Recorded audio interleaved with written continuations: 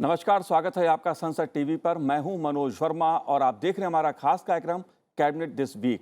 प्रधानमंत्री नरेंद्र मोदी की अध्यक्षता में हाल ही में केंद्रीय मंत्रिमंडल की अहम बैठक में महत्वपूर्ण नीतिगत फैसलों को मंजूरी प्रदान की गई।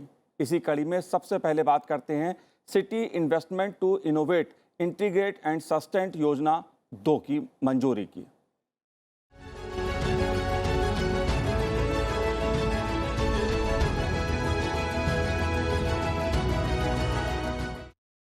केंद्रीय मंत्रिमंडल द्वारा अनुमोदित मंजूरी मिली इस योजना को, जिसे हम City investment to innovate, integrate and Sustain के नाम से जानते हैं, उसके पीछे क्या उद्देश्य है, क्या मकसद है और केंद्रीय मंत्रिमंडल ने इसे जो मंजूरी दी है, आइए देखते हैं उससे संबंधित ये रिपोर्ट।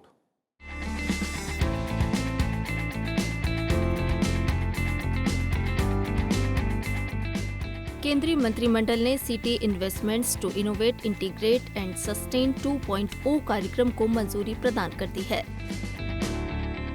अंतर्राष्ट्रीय संस्थाओं के सहयोग और शहरी मामलों के संस्थान के साथ साझेदारी में आवास और शहरी मामलों के मंत्रालय द्वारा परिकल्पित इस कार्यक्रम को मंजूरी प्रदान की गई। केंद्रीय मंत्री अनुराग सिंह ठाकुर ने बताया कि कार्यक्रम से आज और भविष्य की पीढ़ियों के लिए क्लीन एंड ग्रीन सिटी देने का संकल्प आगे बढ़ेगा। साथ ही साथ स्वच्छ और सुंदर शहर बनाए जाएंगे। यह कार्यक्रम अगले 4 वर्षों 2023 से 2027 के लिए है। स्मार्ट सिटीज के अंतर्गत सन 2018 में City Investments to innovate, integrate and Sustain CITIIS 1.0 कार्यक्रम प्रारंभ किया गया था, जिसके अंतर्गत उस समय 12 चयनित शहरों में smart schools, green mobility corridor, biodiversity park आदि जैसे इनोवेटिव इंफ्रास्ट्रक्चर प्रोजेक्ट्स क्रियान्वित किए जा रहे हैं।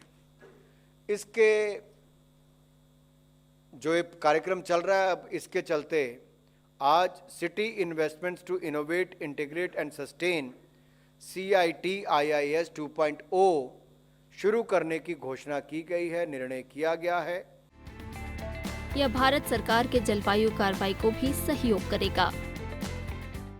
और ग्रीन सिटी के मुद्दे पर विस्तार से बातचीत करने के लिए हमारे साथ इस समय जुड़े हुए हैं स्मार्ट सिटी मिशन के डायरेक्टर कुणाल कुमार जी। कुणाल जी, आपका बहुत बहुत स्वागत है संसद टीवी पर। और मैं चाहूंगा नमस्कार मनोज जी, धन्यवाद। और इस योजना के बारे में हम जानना चाहेंगे जो केंद्रीय मंत्रिमंडल ने जिसको मंजूरी दी है, इसका जो पहला चरण था वो क्या था, उसके पीछे उद्देश्य क्या था, और दूसरा चरण जो है उसके पीछे उद्देश्य क्या है, और दोनों जो योजनाएं हैं, पहला चरण और दूसरा चरण, इन दोनों में क्या अंतर है? जी बिल्कुल, पहले मैं आपको थोड़ा बैकग्राउंड बताऊंगा जिससे हम लोग इस बात को अप्रिशिएट कर पाएंगे। हमारा देश इस समय एक बहुत ही इंटरेस्टिंग समय से गुजर रहा है।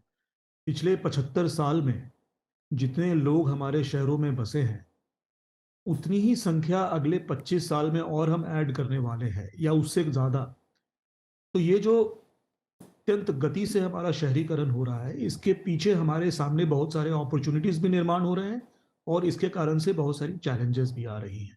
और इनको मीट करने के लिए भारत सरकार ने पिछले 8-10 वर्षों में अलग अलग प्रोग्राम्स के माध्यम से, जैसे स्मार्ट सिटीज मिशन एक प्रोग्राम है, अमृत एक प्रोग्राम है, स्वच्छ भारत मिशन है, प्रधानमंत्री आवास योजना है, हमारी अर्बन लाइवलीहुड मिशन है, ऐसे अनेक प्रोग्राम्स के माध्यम से इस शहरीकरण के चैलेंज को कम करने का और अपॉर्चुनिटीज को अचीव करने का प्रयास किया जा रहा है। इसी कड़ी में अगर हम देखें तो स्मार्ट सिटीज मिशन जो है एक अभिनव प्रयोग था जो 2015 में किया गया, और पहली बार कंपटीशन के माध्यम से शहरों का चयन करके उनमें स्मार्ट सिटी कंपनीज बना के एक विशेष इंस्टीट्यूशनल व्यवस्था बना के वहां स्मार्ट सिटीज का निर्माण का काम शुरू किया गया। उसी कड़ी में आगे जाते हुए कंपटीशन का ही माध्यम स्वीकारते हुए 2018 में जिस प्रोग्राम की आज अब 2.0 की बात कर रहे हैं, City Investments to innovate, integrate and Sustain, इसका पहला चरण 2018 में शुरू किया गया। इसमें 12 शहरों का चयन हुआ कंपटीशन के माध्यम से। जो 100 स्मार्ट सिटीज हैं उसमें से 12 का चयन हुआ। अप्लाई तो 67 सिटीज ने किया था, लेकिन फाइनली 12 शहरों का चयन हुआ। और ये प्रमुख तौर से 4 क्षेत्रों में ये काम लिए गए थे। पहले चरण में पहला ई गवर्नेंस के क्षेत्र में, दूसरा पब्लिक स्पेसेस के क्षेत्र में, तीसरा जो है अपना मोबिलिटी के क्षेत्र में, और चौथा सोशल इंफ्रास्ट्रक्चर जैसे जी। हाउसिंग या स्कूल्स या हॉस्पिटल्स का निर्माण करने के लिए। तो इसमें 12 शहर जो हैं उनमें काम बहुत गति से चल रहा है, और अब अगले 6 से 8 महीने में ये सारे जो पहले चरण के काम है ये पूरे होने वाले हैं। अब अगर हम देखें तो जो शहरीकरण हमारे सामने है, इसमें एक प्रमुख समस्याएं तो काफी हैं, लेकिन एक प्रमुख समस्या हमारे सामने क्लाइमेट के क्षेत्र की है कि हम जैसे जैसे विकास हो, हमारा एनवायरमेंटल डिग्रेडेशन ना हो, इसकी तरफ भी हम ध्यान दे पाए। तो इसके लिए क्लाइमेट एक बहुत अहम मुद्दा है। आगे जाने वाले आगे की पीढ़ियों के लिए, आगे के समय के लिए हमारे लिए एक बड़ा चैलेंज रहेगा। तो सिटीज जो प्रोग्राम है जिसका कि कल कैबिनेट में अप्रूवल दिया गया, वो शहरों में 18 शहरों को कॉम्पिटिटिवली सिलेक्ट करके उनमें क्लाइमेट के क्षेत्र में लिए जाने वाले प्रोजेक्ट्स, सर्कुलर इकोनॉमी के क्षेत्र में लिए जाने वाले प्रोजेक्ट्स को मदद करेगी, उनको सपोर्ट करेगी। और इसमें दूसरा जो कंपोनेंट है वो शहरों के अलावा स्टेट्स का भी है। जी। पहले कंपोनेंट में तो हम 18 शहरों का कंपटीशन से सिलेक्शन करके क्लाइमेट क्षेत्र के प्रोजेक्ट्स को सपोर्ट करेंगे। दूसरे कंपोनेंट में जो स्टेट्स हैं उनको भी टेक्निकल असिस्टेंस प्रोवाइड किया जाएगा क्लाइमेट के क्षेत्र में अनेक तरह के उपाय योजनाओं को शुरू करने के लिए। सो एक बहुत ही अहम स्टेप, एक कड़ी में लिया गया स्टेप, पहले शहरीकरण को समझना, उसके चैलेंज को स्वीकारना, फिर अनेक मिशंस का लॉन्च करना, फिर सिटीज 1.0 करना, उसके बाद अब सिटीज 2.2 तक जाना। एक कड़ी का भाग है जिसमें कि हम लोग जो है इन अपॉर्चुनिटीज और चैलेंजेस को मीट करने का प्रयास कर रहे हैं। जी। Kunal ji, city investment to innovate, integrate and sustain, जो दूसरा चरण इसका है, वो कब से कब तक चलेगा, और इस चरण में, दूसरे चरण में किन मुद्दों पर, किन बातों पर, किस योजना पर खास फोकस रहेगा? आप क्लाइमेट से जुड़ी बात कर रहे हैं, जाहिर तौर पे जलवायु का परिवर्तन का मुद्दा एक दुनिया के सामने, भारत के सामने भी एक बड़ा मुद्दा, अहम मुद्दा है, जिसको लेके भारत सरकार लगातार सकारात्मक कदम उठा रही है, प्रयास कर रही है। इस मुद्दे पर आपका क्या कहना है? पहली बात आपने पूछा कब से कब तक चलेगा। 2023 से 2027 4 साल की ये योजना है। इसमें 1860 करोड़ के आसपास जो है फंड्स हमें अवेलेबल हैं, जो कि 3 कंपोनेंट में विभाजित है। पहला कंपोनेंट जैसे मैंने कहा वो शहर के स्तर का कंपोनेंट है। शहरों में 100 जो स्मार्ट सिटीज हैं उसमें से कंपटीशन के माध्यम से 18 शहर तक चुने जाएंगे, जिनमें की इंटीग्रेटेड वेस्ट मैनेजमेंट, जी। जिसमें कि वहाँ के जितने भी वेस्ट से रिलेटेड संबंधित विषय हैं, चाहे वो सॉलिड लिक्विड वेस्ट हो, वहाँ पे बायोमिथनेशन प्लांट लगाने हो, वहाँ पे कंस्ट्रक्शन डेब्री वेस्ट को ट्रीट कर, वहाँ के जल प्रदूषण को दूर करने के लिए कुछ कदम उठाने हो, वहाँ पे आपको जो है मैकेनाइज स्वीपिंग करनी हो, या किसी अन्य तरीके के प्रोसेसिंग प्लांट्स या गार्बेज ट्रांसफर स्टेशंस या कलेक्शन या ट्रांसपोर्ट की व्यवस्था करनी हो, इस तरह के क्षेत्र में जो भी शहर सबसे बढ़िया एंड टू एंड प्रोजेक्ट्स लेके आएंगे, जो कि पूरे शहर के सारे ये जो वैल्यू चेन है, जो सॉलिड वेस्ट मैनेजमेंट का वैल्यू चेन है, वो कलेक्शन से लेके प्रोसेसिंग तक का पूरा वैल्यू चेन जो पूरी अच्छी तरीके से ये डिमॉन्स्ट्रेट कर पाएंगे कि वो पूरा शहर कवर करेंगे और एक अच्छा आदर्श शहर निर्मित कर पाएंगे, वैसे प्रोजेक्ट्स को चयन किया जाएगा।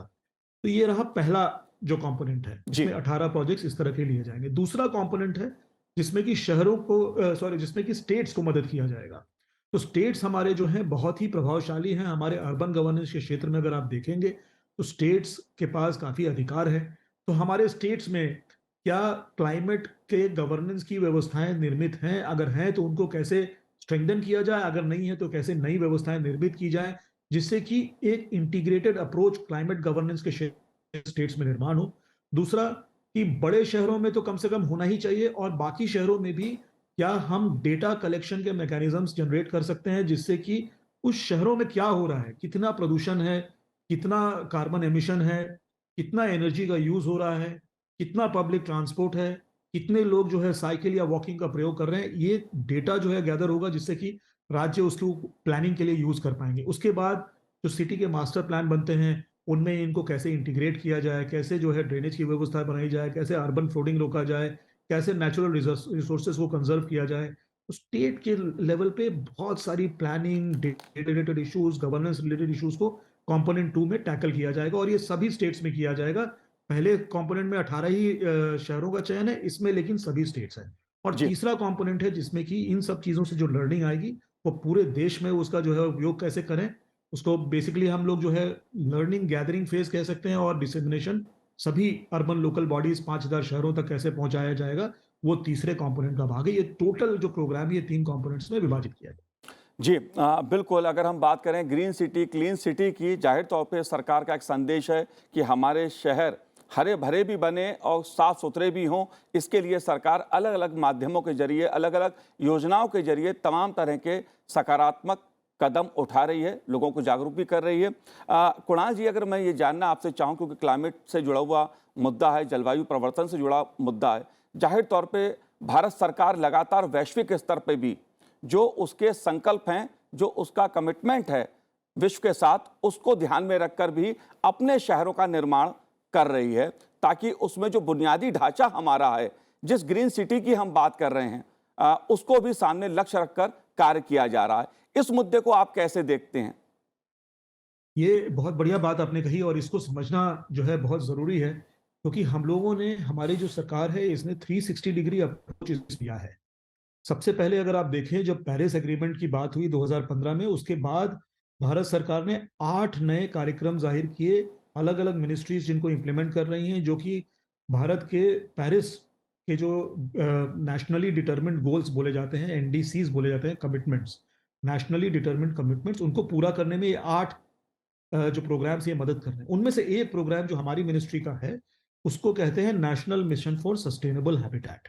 तो इसमें पूरी वो विवरण है कि हमारे शहरों में और राज्यों में क्या होना चाहिए, जिससे कि हम लोग भारत के क्लाइमेट गोल्स को मीट करने के लिए अपना सहयोग योग्य तरीके से दे पाए।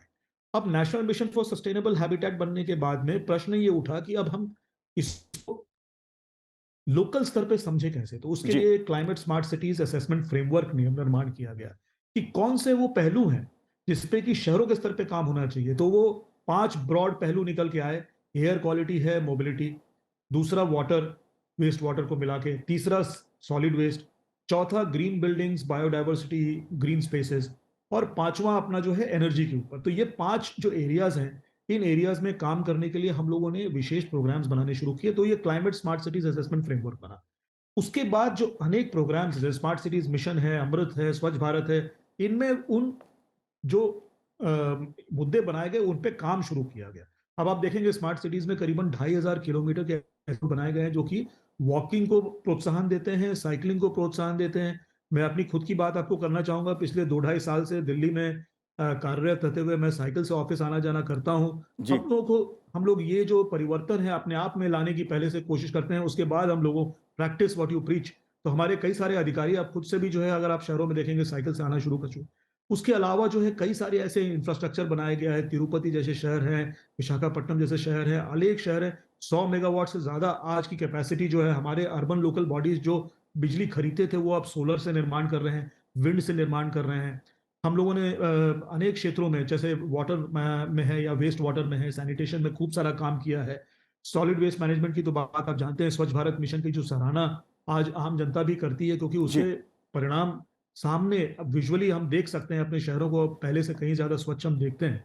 तो ये जो प्रोग्राम्स है, ये सभी चीजें एक कड़ी का भाग है। वो national mission for sustainable habitat होना, climate smart city assessment framework बनना, उसको कार्यान्वित करने के लिए मिशंस आना, फिर जो हमारी संस्था है national institute of urban affairs, उसके अंदर क्लाइमेट सेंटर फॉर सिटीज सीक्यूब का निर्माण किया गया, जो कि राष्ट्रीय स्तर पे हमारी कैपेसिटी बिल्डिंग की बॉडी बन गई। कि ये सब करने में जो कैपेसिटी बिल्डिंग करनी है, हमें हजारों लोग ट्रेन करने हैं। कि क्लाइमेट के क्षेत्र में हजारों लोगों को मेंटर की तरह जी तैयार करना है, अनेक संस्थाओं के साथ काम करना है। आज क्लाइमेट सेंटर फॉर सिटीज देशी और विदेशी ऐसे 80 से ऊपर ऑर्गेनाइजेशंस के साथ काम कर रहा है, जो कि आज हमारे साथ शहरों में काम कर रहे हैं वहां का कैपेसिटी बिल्डिंग करने के लिए। तो ये जी एक पूरा 360 डिग्री अप्रोच है, और इस तरह से हमारे शहरों को क्लाइमेट के क्षेत्र में अच्छा योगदान देने के लिए तैयार किया जा रहा है। जी बिल्कुल। कुणाल जी, जो आपने आखिरी बात कही कि लोगों की भागीदारी, मेरा अगला सवाल इसी से जुड़ा है, क्योंकि बात चाहे स्मार्ट सिटी की हो, ग्रीन सिटी की हो, क्लीन सिटी की हो,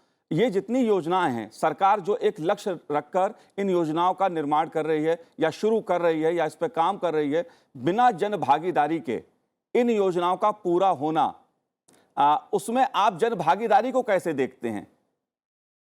मैं इसको एक थ्योरेटिकल आंसर देने के जी। बजाय एक प्रैक्टिकल जो हमने वाकई में किया है उससे डिस्क्राइब करना चाहूंगा। एक शहर की बात करूंगा जहां पे एनवायरमेंटल सेंसर्स हमने लगाए। उसके पहले वहां की कम्युनिटी से अगर आप पूछें तो करीबन 80% लोग कहते थे कि यहाँ पे कोई वायु प्रदूषण की समस्या नहीं है। अब एक बार सेंसर लगा दिए गए तो वहां निश्चित जो सेंसर का डेटा तो बता रहा था कि वायु प्रदूषण है, लेकिन लोग कह रहे थे कि नहीं है। तो हम लोगों ने वहां के युवकों को, उस कम्युनिटी में से कुछ युवक, उनको क्लीन एयर गाइड CAG नाम से उनको हमने नियुक्त किया, उनकी ट्रेनिंग की और उन लोगों ने सेंसर से आने वाला डेटा को आम आदमी के भाषा में अपने कम्युनिटी को ट्रांसलेट करके बताया। एक जानकारी आई कि हाँ वायु प्रदूषण है। दूसरा सबसे महत्वपूर्ण बदल जो उस जगह में हुआ वो ये हुआ कि वहां के कम्युनिटी ने मिलके, जैसे वहां की स्कूल की टाइमिंग फिर क्या होना चाहिए, आटा चक्की है तो कब बंद होना चाहिए कब नहीं होना चाहिए, बसों का आवागमन जहाँ पे होता है वहां पे क्या व्यवस्थाएं होनी चाहिए। कहने का अर्थ ये कि उस कम्युनिटी ने पहले तो स्वीकारा कि यहाँ वायु प्रदूषण है, उसके ऊपर नियोजन भी किया और वहां का प्रदूषण कम करने में उनकी खुद की भूमिका रही। तो ये एक छोटा सा एग्जाम्पल है कि क्लाइमेट के क्षेत्र में भी अगर आप कुछ करना चाहते हैं तो लोगों के सहयोग से, उनको पूरी तरह से विश्वास में लेके, हमारे जो सारे कार्यक्रम है अगर आप देखेंगे स्मार्ट सिटीज मिशन में जी। एक और हमने प्रयोग किया है जिसको हम प्लेस मेकिंग कहते हैं, कि छोटे छोटे हमारे एरिया शहरों में होते हैं जो कि डंप यार्ड्स में कन्वर्ट हो जाते हैं। इलीगल काम वहां पे होते हैं क्योंकि वहां कोई जाना नहीं चाहता, रात बेरात वहां पे जो है कुछ गलत सलत होता रहता है। वैसे एरियाज को हम लोगों ने लो कॉस्ट तरीकों से ट्रांसफॉर्म करके उस कम्युनिटी को वापस दिया है। चाहे वहां पे लोग अब योगा करते हैं या फिर वहां पे कुछ क्लासेस होती हैं या छोटा सा एक नेबरहुड पार्क बन गया है। ये काम भी वहां की कम्युनिटी के साथ मिलके ही हुआ है। वहां की कम्युनिटी ने बताया यहाँ पे योगा पार्क होना चाहिए, फिर वहां उन्होंने आइडियाज जनरेट किए और फिर उस तरीके से वो डेवलप हुआ, इसलिए उसका यूज भी होने लगा। कई जगह तो ऐसे हैं जहाँ पे एक व्यक्ति नहीं जाता था, आज वहां पे जगह खड़े रहने की नहीं होती है क्योंकि इतना उसका यूज शुरू हो गया। क्यों? क्योंकि वो कम्युनिटी ने पहले प्लान किया और फिर अब यूज भी कर रहे हैं। तो इसके तो अनेक उदाहरण हैं जहाँ की हम लोग जनता के साथ मिलके, हमारा देश विभिन्नताओं का देश है, नेबरहुड्स हमारे अलग अलग हैं, जब तक कि हम लोकल परिस्थिति को सामने रख के लोगों के विश्वास को प्राप्त जी। करके उनके आइडियाज को इंक्लूड करके काम नहीं करेंगे तो चाहे वो क्लाइमेट हो, चाहे वो स्वच्छता हो, चाहे वो कोई भी क्षेत्र हो, उसमें सक्सेस नहीं मिल पाएगा। जी, जाहिर सी बात है जन भागीदारी बहुत जरूरी है। कुणाल जी, आपने संसद टीवी से बात की, बहुत बहुत शुक्रिया, बहुत बहुत धन्यवाद हमसे बात करने के लिए। अच्छा लगा, थैंक यू सो मच। तो ये थे स्मार्ट सिटी मिशन के डायरेक्टर कुणाल कुमार जी, जो हमें बता रहे थे कि कैसे ग्रीन सिटी के मुद्दे पर सरकार ने, केंद्रीय मंत्रिमंडल ने एक महत्वपूर्ण फैसला किया है और इसके दूसरे चरण की ओर अपने कदम बढ़ाए हैं। फिलहाल समय एक ब्रेक का है, आप देखते रहिए संसद टीवी।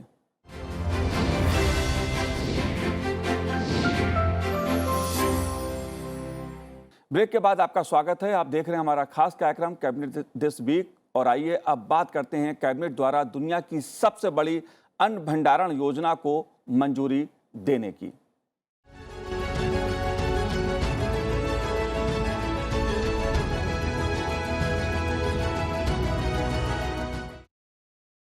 देश में अन्नदाता के उत्पादों को बचाने के लिए ब्लॉक स्तर पर 500 से 2000 मीट्रिक टन क्षमता वाले गोदाम बनाए जाएंगे। केंद्रीय कैबिनेट ने सहकारी क्षेत्र में विश्व की सबसे बड़ी अनाज भंडारण योजना को मंजूरी दे दी है। आइए देखते हैं ये रिपोर्ट। भारत के प्रधानमंत्री ने सहकारी समितियों की ताकत को उन्हें सफल और जीवंत संस्थान बनाने में उपयोग करने के लिए प्रयास करने का आह्वान किया है, जिससे सहकार से समृद्धि की परिकल्पना को साकार किया जा सके। इस परिकल्पना को साकार करने के लिए सहकारिता मंत्रालय विश्व की सबसे बड़ी अन्न भंडारण योजना लाया है। इस योजना में पैक्स के स्तर पर भंडारण गृह, कस्टम हायरिंग सेंटर्स, प्रसंस्करण इकाई, कई तरह की कृषि अवसंरचनाएं स्थापित करना शामिल है, जिससे पैक्स को बहुउद्देशीय बनाया जा सके। पैक्स के स्तर पर इंफ्रास्ट्रक्चर निर्माण और उसके आधुनिकीकरण से पर्याप्त भंडारण क्षमता निर्माण से खाद्यान्नों की बर्बादी में कमी आएगी, देश की खाद्य सुरक्षा सशक्त होगी और किसानों को अपनी फसलों का बेहतर मूल्य प्राप्त होगा। योजना का प्रोफेशनल तरीके से समयबद्ध और एक रूपता के साथ कार्यान्वयन सुनिश्चित करने के लिए सहकारिता मंत्रालय देश के विभिन्न राज्यों और संघ राज्य क्षेत्रों में कम से कम 10 चुने हुए जिलों में एक पायलट परियोजना चलाएगा। सहकारिता क्षेत्र में विश्व की सबसे बड़ी अन्न भंडारण योजना के अनुमोदन आज किया गया है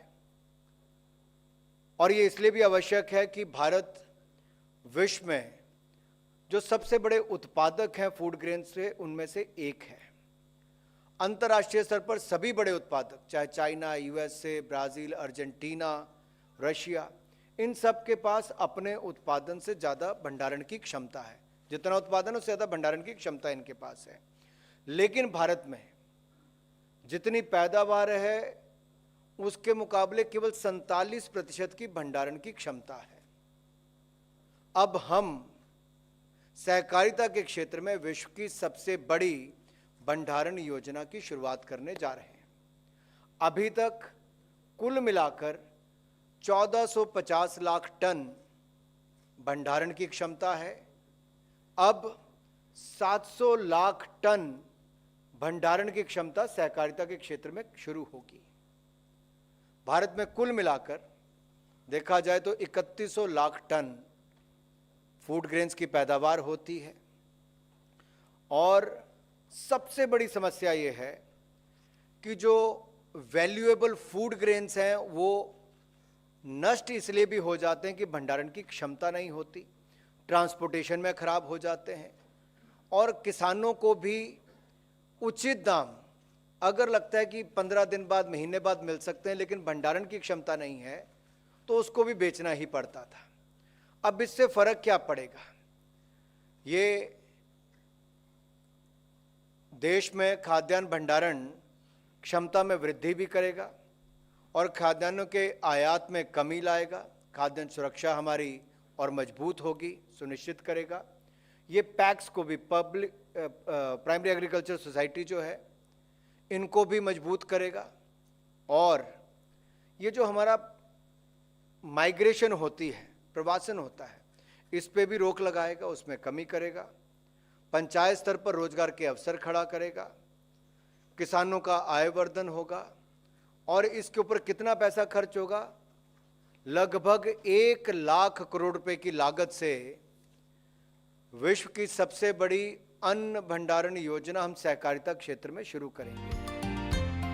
मंजूर व्यय और निर्धारित लक्ष्यों के भीतर चुने गए फाइबर प्राथमिक कृषि क्रेडिट समितियों यानी कि पैक्स में कृषि और संबंधित उद्देश्यों के लिए गोदाम निर्माण के माध्यम से सहकारिता क्षेत्र में विश्व की सबसे बड़ी अन्न भंडारण योजना के लिए संबंधित मंत्रालयों की योजनाओं के दिशा निर्देशों, कार्यान्वयन पद्धतियों में आवश्यकता के अनुसार संशोधन करने के लिए सहकारिता मंत्री की अध्यक्षता में अंतर मंत्रालयी समिति का गठन किया जाएगा, जिसमें कृषि और किसान कल्याण मंत्री, उपभोक्ता मामले, खाद्य और सार्वजनिक वितरण मंत्री, खाद्य प्रसंस्करण उद्योग मंत्री और संबंधित मंत्रालयों के सचिव सदस्य के रूप में शामिल होंगे।